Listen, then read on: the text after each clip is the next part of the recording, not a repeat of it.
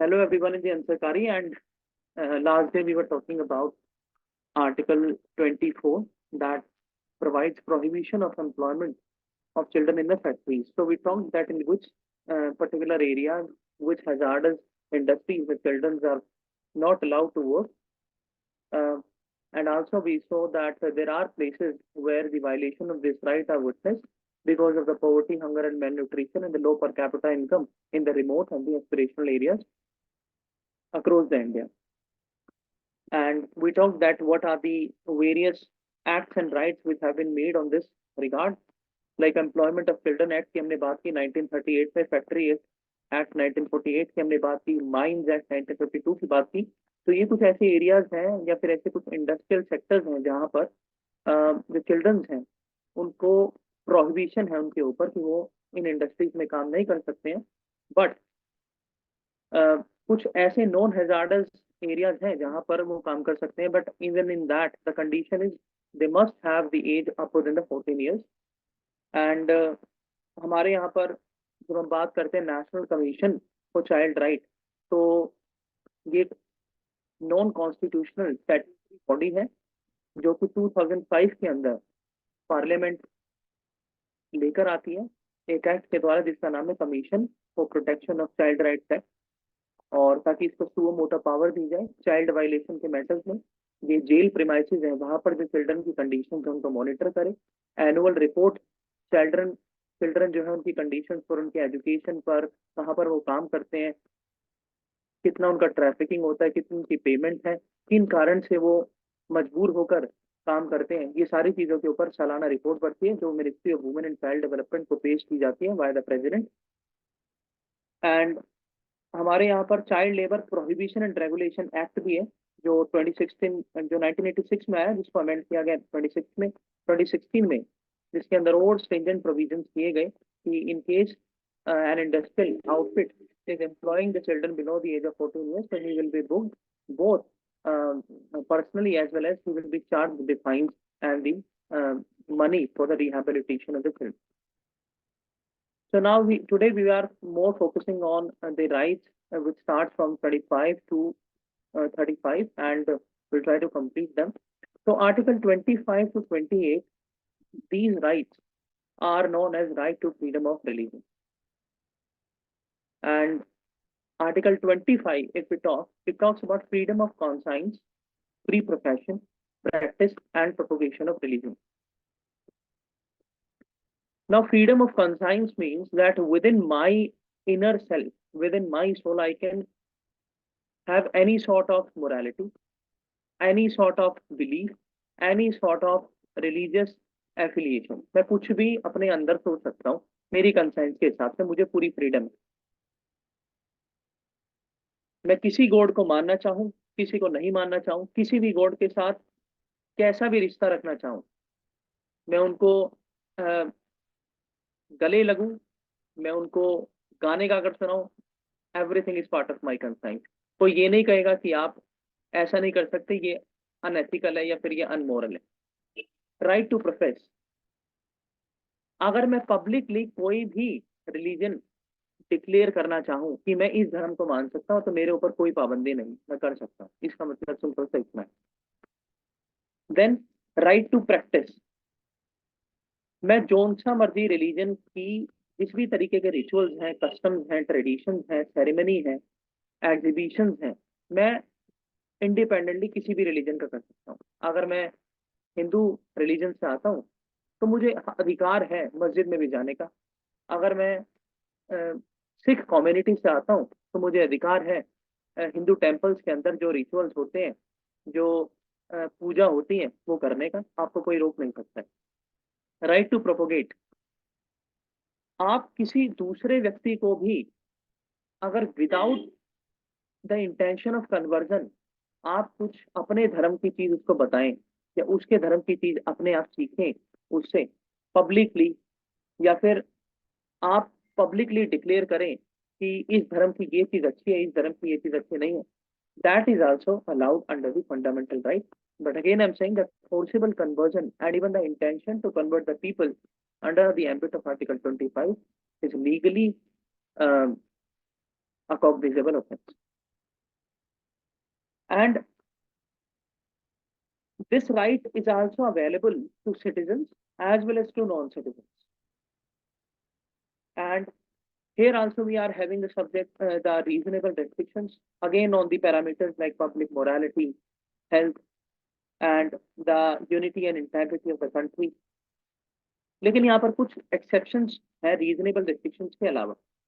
पहला, जो गवर्नमेंट होगी या जो स्टेट होगा वो रिलीजियस प्रैक्टिसेस में कुछ प्रोविजन ऐसे ला सकता है जिससे रेस्ट्रिक्ट कर सकता है या रेगुलेट कर सकता है उस रिलीजन की कुछ प्रैक्टिसेस को, अगर इकोनॉमिक एक्टिविटी है, अगर फाइनेंशियल एक्टिविटी है, जो कि सेक्युलर एक्टिविटी है। एग्जाम्पल, अगर हमारे यहाँ पे आश्रम्स बनते हैं, मंदिर बनते हैं, तो कुछ ऐसे रिलीजियस एसोसिएशन हैं जिनको ट्रस्ट के तौर पर स्टेट गवर्नमेंट जो है प्रोटेक्शन और रेगुलेट करती है। उनका जितना भी टैक्स होता है, फॉरेन फंडिंग होती है, जितना भी चढ़ावा होता है, वो सारा गवर्नमेंट के खजाने में जाता है। तो इस तरीके से उस चीज को सेक्युलर लिया जाता है और उससे ओवरऑल जो डेवलपमेंट होता है वो किया जाता है। दूसरा, जो स्टेट यानी जो गवर्नमेंट है, अगर उसे ऐसा लगता है कि आप रिलीजन के नाम पर, आप किसी भी रिलीजियस आउटफिट के हो, आप डिस्क्रिमिनेशन कर रहे हैं दूसरे रिलीजन के साथ, या फिर अपने ही रिलीजन के लोगों के साथ आप डिस्क्रिमिनेशन कर रहे हैं, तो आपको जो गवर्नमेंट है वो प्रोहिबिट करेगी इस राइट को एंटरटेन करने से, और that will also become a reasonable restriction. जैसे कि हम बात करते हैं पुराने टाइम में और आज के टाइम में भी हिंदू टेम्पल्स हैं, उनको एक्सेसिबल किया जाता है हर कम्युनिटी के लिए, हर जेंडर के लिए। हाजी अली दरगाह का हम बात कर सकते हैं, सबरीमाला टेम्पल का हम बात कर सकते हैं। तो article 25 provide these kind of things, और यहाँ पर कुछ कम्युनिटीज ऐसी है जिनके लिए एक्सेप्शन हैं। नंबर 1, सिख कम्युनिटी, उनको टर्बन, किरपान और कुछ अलग आइडेंटिटी जो फॉर्म्स हैं उनको रखने का अलाउड है, because they are the essential practices enshrined in the Sikh religion doctrine. एंड यहाँ पर ये एक बात और कही जाती है कि सिर्फ मुस्लिम कम्युनिटी को छोड़ करके, ऐसा कॉन्स्टिट्यूशन में लिखा नहीं है लेकिन बाद में जो इंटरप्रिटेशन हुई है उसके हिसाब से, कि हिंदू कम्युनिटी के अंदर ही सब सेक्शन हैं, Sikh, Jain, Buddhist. So this is how we have talked about Article 25. If anyone has any sort of question, so he or she may ask. Then Article 26, which talks about freedom to manage religious affairs.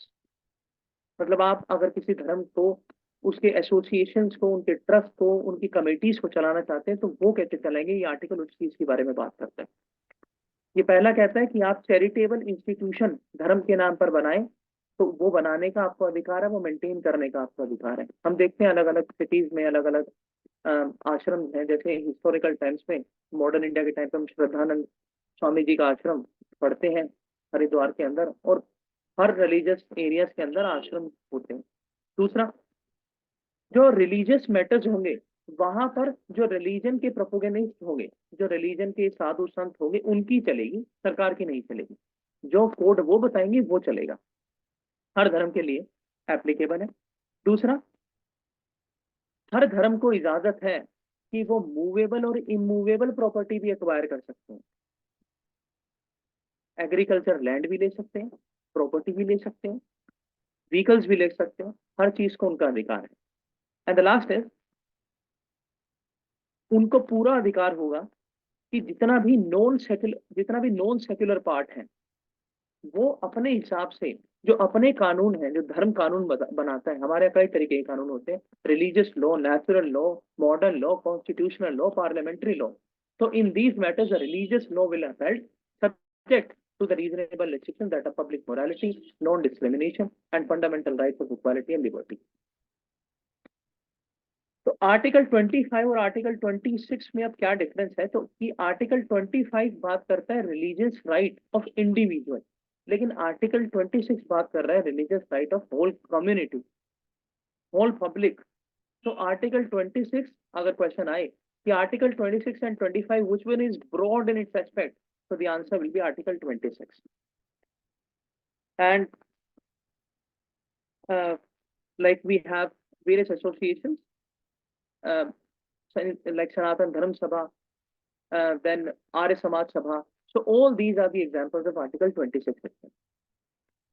Then Article 27, it talks about the freedom Ramesh, I payment have of a doubt इसमें। ये जो articles अभी हमने cover किया, आपने article 26 के बारे में बोला, to manage the religious affairs, तो इसमें जैसे आपने बोला कि लैंड एक्वायर किया जा सकता है या व्हीकल्स उनके एक्वायर किए जा सकते हैं, तो व्हाट आर द बेसिस, किन बेसिस पे उसको एक्वायर किया जा सकता है, और क्या उसके लिए कोई कॉम्पनसेशन, उसका कोई मैकेनिज्म है, उसके लिए कोई लॉ है हमारे पास डेडिकेटेड?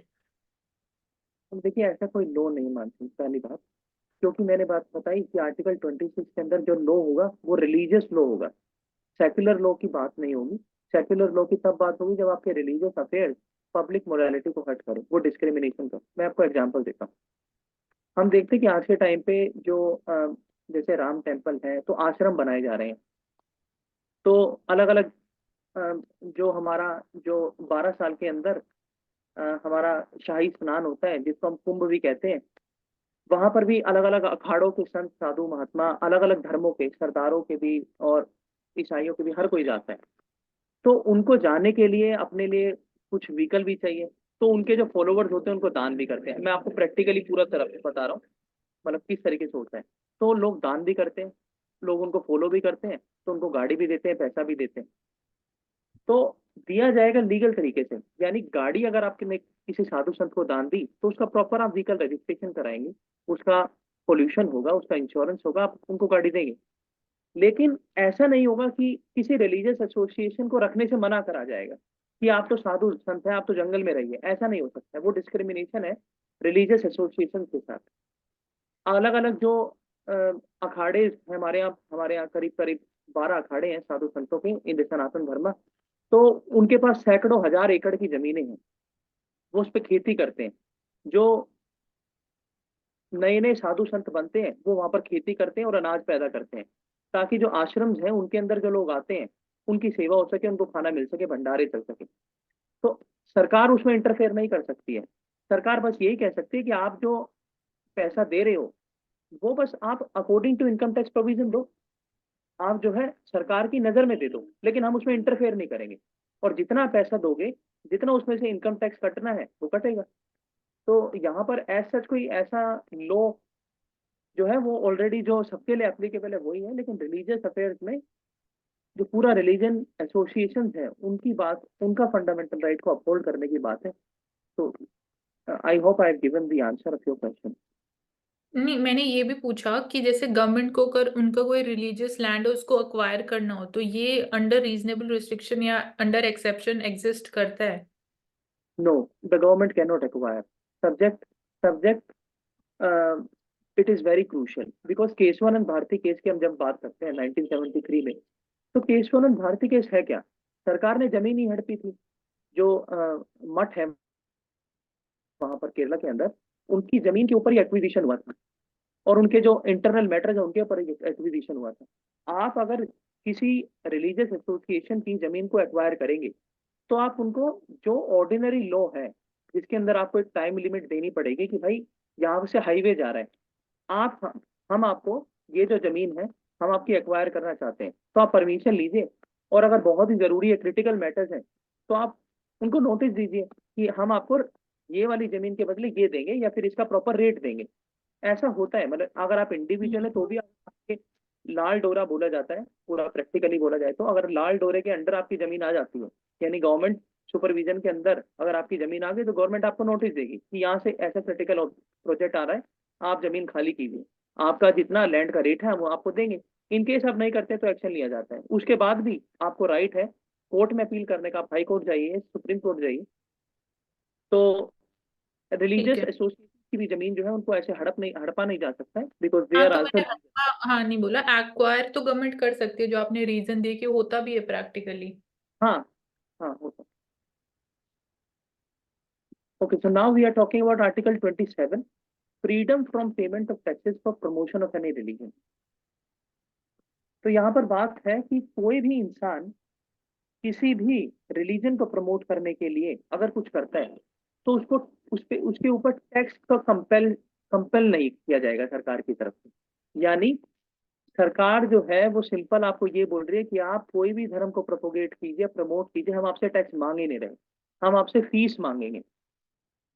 जैसे कि अ, मैं आपको एग्जांपल देता हूँ, इंडियन रेलवेज की बुद्धिस्ट सर्किट ट्रेन चलती है, मुख्यमंत्री प्रधानमंत्री तीर्थ यात्रा योजना के तहत ट्रेन चलती है,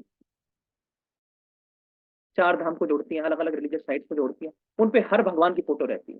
तो जो भगवान की फोटो है वो प्रोपोगेट तो हो ही रहे हैं, जो रिलीजन है, रिलीजन प्रोपोगेशन हो रहा है, लेकिन गवर्नमेंट उस पर टैक्स नहीं ले सकती है, गवर्नमेंट उस पर फाइन लेगी कि हम आपका ये कर देते हैं, इसका जो भी बेसिक जो खर्चा आ रहा है आप बस हमें वो दे दीजिए।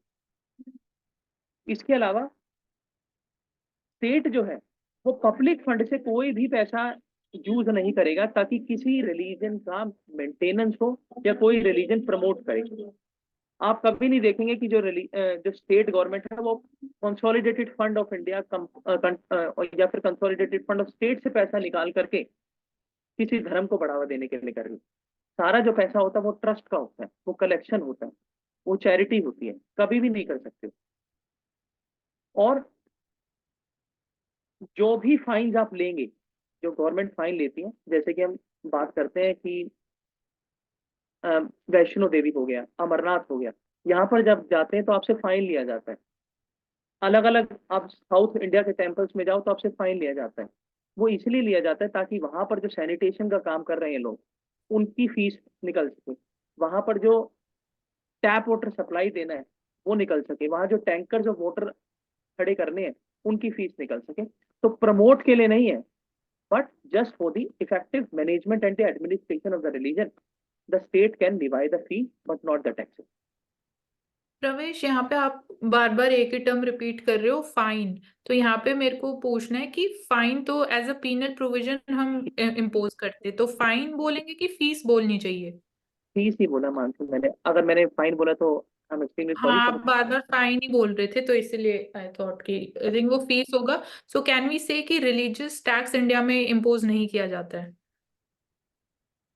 Yes, I think there is no religious tax. ठीक है। You can tell if you have any sort of नहीं, I data. Am asking you question, I am not sure about this, तो that is I was asking you. Ramesh, there is no religious. Ramesh, yes, obviously there is no religious tax in India. It is exempted completely. Like agriculture, you can say religion also. and even the religion is upper than the agriculture, the reason being that in the agriculture the tax is there, and that is a 2500, which is a limited tax. 2500 से ना ऊपर होगा, नीचे तो हो सकता है, ऊपर नहीं होगा, but in religion there is not even that. So the next article is 28, freedom from attending religious instructions or worship in certain educational institutions. Now this article provides the individual the freedom to attend any sort of religious instructions or worship in any educational institution. हम बात करते हैं आज के time पर जो अलग अलग रिलीजन के अंदर जो एसेंशियल डॉक्ट्रिन पढ़ाई जाती है, लेकिन उसके साथ साथ हम देखते हैं कि मॉडर्न एजुकेशन भी दी जाती है। संस्कृत स्कूल होते हैं, मदरसा होते हैं, लेकिन वहीं पर एफिलिएटेड कॉलेजेस होते हैं जहाँ पर इंग्लिश की भी नॉलेज दी जाती है। तो आप मना नहीं कर सकते हैं कि आप रिलीजियस ले रहे हैं तो आप इंग्लिश नहीं ले सकते, आप इंग्लिश ले रहे हैं तो रिलीजियस नहीं ले सकते, आप एक धर्म के हैं तो आप दूसरे धर्म के नहीं ले सकते। तो article 28 widens your knowledge of religion as well as the modern education you can take from anywhere. No person attending any education institution recognized by the state or receive aid out of the state fund is required to attend any religious. यानी यहाँ पर दो provision है कि आप religious instruction और worship कहीं से भी ले लीजिए, लेकिन 4 तरीके के कॉन्स्टिट्यूशन के अंदर ही क्लासिफिकेशन किए गए हैं कि किस तरीके के इंस्टीट्यूशन वो होंगे। तो पहला इंस्टीट्यूशन होगा जो कि पूरा का पूरा स्टेट मेंटेन करेगा, NCERT, CBSE affiliated schools, colleges, those are big. Number 2, those are administered by the state or by the government but are established under any trust. यानी किसी प्राइवेट बॉडी ने एक ट्रस्ट बना दिया, आप जैसे मान लीजिए आने वाले टाइम पे इस्कॉन स्कूल्स आ जाएं, इस्कॉन कॉलेजेस आ जाएं, तो उनका एडमिनिस्ट्रेशन जो है वो तो करेगा स्टेट, लेकिन उनका जो सिलेबस होगा, वे ऑफ लर्निंग होगी, that will be decided by the ISKCON. Number third, institution which are just recognised by the state, उनका एडमिनिस्ट्रेशन भी वो खुद ही करते हैं, उनका पढ़ाई भी वो खुद ही करते हैं। Institution receiving aid from the state, यानी जो सिर्फ एड ले रहे हैं। तो कहाँ पर रिलीजियस इंस्ट्रक्शन प्रोहिबिटेड है या परमिटेड है? तो जब हम बात करते हैं पहले इंस्टीट्यूशन की जिसको होली मेंटेन करता है स्टेट, यहाँ पर आप रिलीजियस इंस्ट्रक्शन नहीं पढ़ा सकते। यहाँ पर आप रिलीजियस इंस्ट्रक्शन देंगे तो that is a violation of article 28। लेकिन आज के टाइम पर क्या हम बोल सकते हैं ऐसा होता है? तो 95% ऐसा होता है, but there are some exception. जब हम देखते हैं कि हनुमान चालीसा, भगवत गीता जो है स्कूल की प्रेयर्स के अंदर पढ़ाई जाती है, तो that is a secular, that is a non secular example. Number two, जब एक रिटायर्ड भी नहीं, एक serving IAS officer UP cadre के और बच्चों को इस्लामिक टीचिंग्स पढ़ाते हैं तो उनके ऊपर केस बुक हो जाता है। नंबर टू, इंस्टीट्यूशंस जो कि हम बात कर रहे थे कि जो एडमिनिस्टर करता है स्टेट, लेकिन इस्टेब्लिश होते हैं ट्रस्ट के अंदर।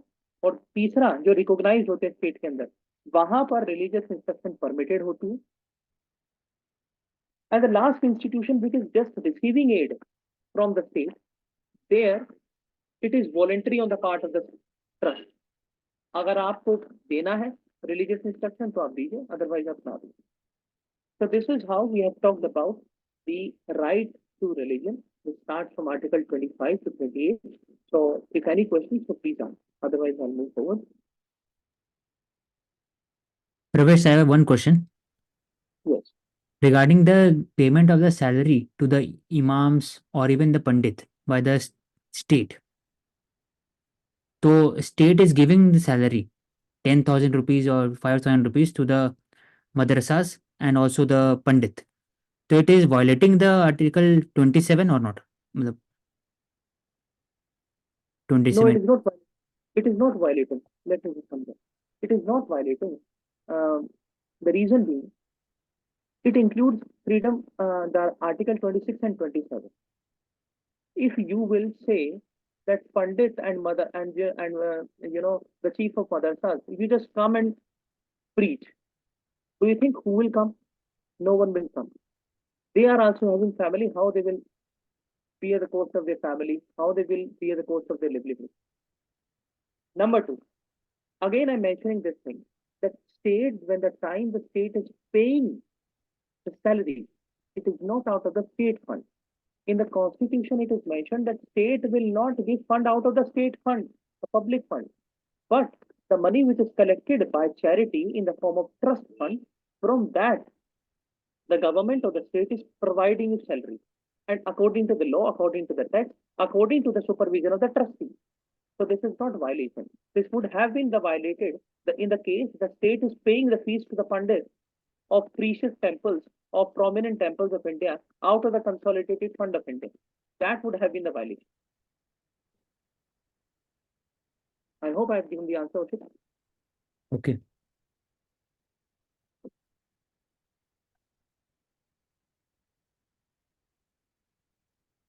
So there are last two rights, 29 and 30, which are mentioned here, Article 29 and 30.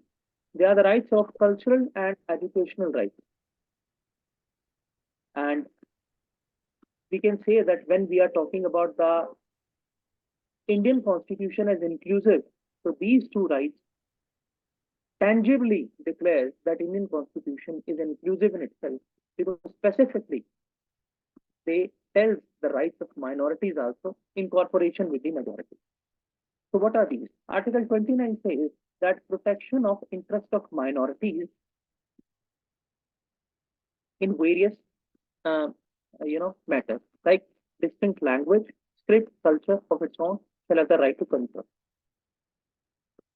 तो आर्टिकल 29 से कि कोई भी सिटीजन इंडिया का है, अगर वो किसी भी पार्ट में रहता है इंडिया के, चाहे वो अंडमान में रह रहा है, चाहे वो जम्मू कश्मीर में रह रहा है, चाहे वो नॉर्थ ईस्ट में रह रहा है, चाहे वो मध्य भारत में रह रहा है, उसको पूरा अधिकार है अपनी लैंग्वेज को, अपनी स्क्रिप्ट को, अपने कल्चर को कंजर्व करने का, जैसा वो चाहता है।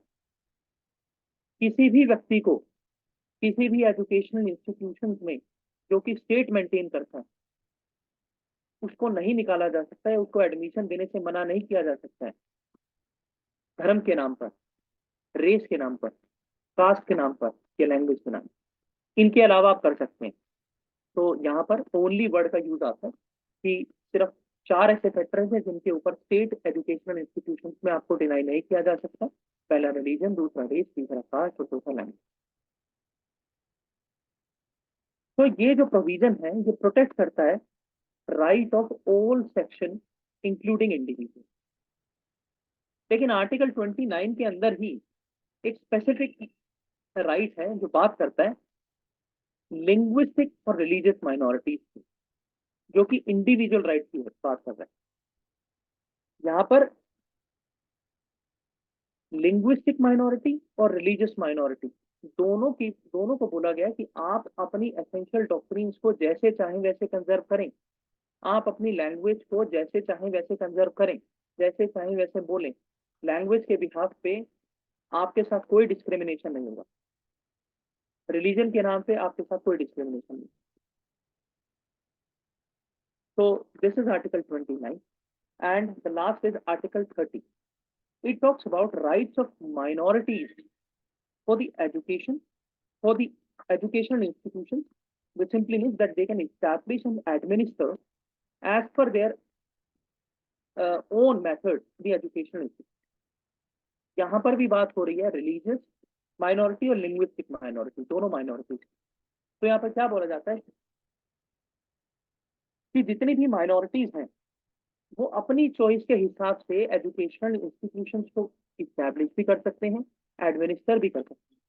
दूसरा, जो कंपेंसेशन की बात होती है यहाँ पर, कि जो कंपेंसेशन है जो फिक्स किया जाता है स्टेट के द्वारा, अगर आपकी माइनॉरिटीज की जो एजुकेशनल इंस्टीट्यूशन की जो प्रॉपर्टी उसको एक्वायर करना चाहती है गवर्नमेंट किसी क्रिटिकल प्रोजेक्ट के तहत, तो वो कर सकती है, लेकिन आपको पूरा कंपेंसेशन वहां पर देगी जो आप डिमांड करते हैं। थर्ड, जब आप एड दे रहे हैं किसी माइनॉरिटी एजुकेशनल इंस्टीट्यूशन को, तो आप डिस्क्रिमिनेट नहीं करेंगे कि ये क्रिश्चियन का है तो इनको ज्यादा मिले, ये सिख है तो इनको ज्यादा मिले, या मुस्लिम है तो इनको कम मिले। एंड ये जो आर्टिकल 13 के अंदर प्रोटेक्शन दी गई है, ये ऐसा नहीं है कि माइनॉरिटीज के लिए, ये ऐसा नहीं है कि मेजोरिटी के लिए है, ये ओनली फॉर द माइनॉरिटीज है। और जो आर्टिकल 29 के अंदर सभी की बात की जाती है, यहाँ पर सिर्फ माइनॉरिटीज की बात की जाती है। यानी आर्टिकल 29 कहता है मेजोरिटी प्लस माइनॉरिटी, लेकिन आर्टिकल 30 कहता है all minorities only. So the majority section cannot entertain this right when the land will be when the land will be compensated by the state and when the aid will be given by the state, because this aid is also sacrosanct to uplift the minority so that they can achieve the level playing field on the same level with the majority section. But the important note here is that minority word or the term in the whole constitution is nowhere defined, and there are again here in this article also we have 4 to 5 types, 3 types of educational institutions of minorities. Number 1, जो खाली recognition लेना चाहते हैं state से। दूसरे, जो recognition के साथ साथ एड भी लेना चाहते हैं स्टेट से। तीसरे, जो ना तो रिकॉग्निशन चाहते हैं और ना एड चाहते हैं। लेकिन यहाँ पर हम जब बात करें दिल्ली में, तो we have a Christian school and that became very popular in the news when the chief minister also visited the school, because the principal of that Christian school confined all the children of a class and locked them, and for 24 hours they were not allowed to go to their home. So this is how we have the example where the article 30 is also misused by some of the minority educational institutions, and that is why the Supreme Court has kindly laid out that state will have due power to supervise these educational institutions so that the teaching staff, the non-teaching staff do not take actions against the public morality, eligible students do get the admission without the financial discrimination, and the governing body do not dictate the interest of the schools and the colleges and the educational institutions and benefit the institution along with the minorities, which are the main crux behind this article. तो जैसा कि हमने बात की कि article 30 बात करता है कि माइनॉरिटी और मेजॉरिटी दोनों को किस तरीके से एक लेवल पर लाया जाए, and this is how the article 30 is done. So thank you so much, and I hope. Pravesh, adding to Yes. that, one thing that in the TMA Pi Foundation case, Supreme Court has said that minority institutions have the right to appoint the staff, but they have to operate within the laws decided by the state. Second, regarding the AMU status कि minority institution की नहीं है, उसमें Supreme Court direction था कि all the staff that is being appointed by the AMU should does not only include the minority people, it can include the majority people, because the administrative functioning of the institution is the secular and the religious aspect is different. तो administratively आप दोनों majority और minority को आप include कर सकते हैं, but not in the religious teaching. तो यहाँ distinction important है regarding the maintaining of the public institution.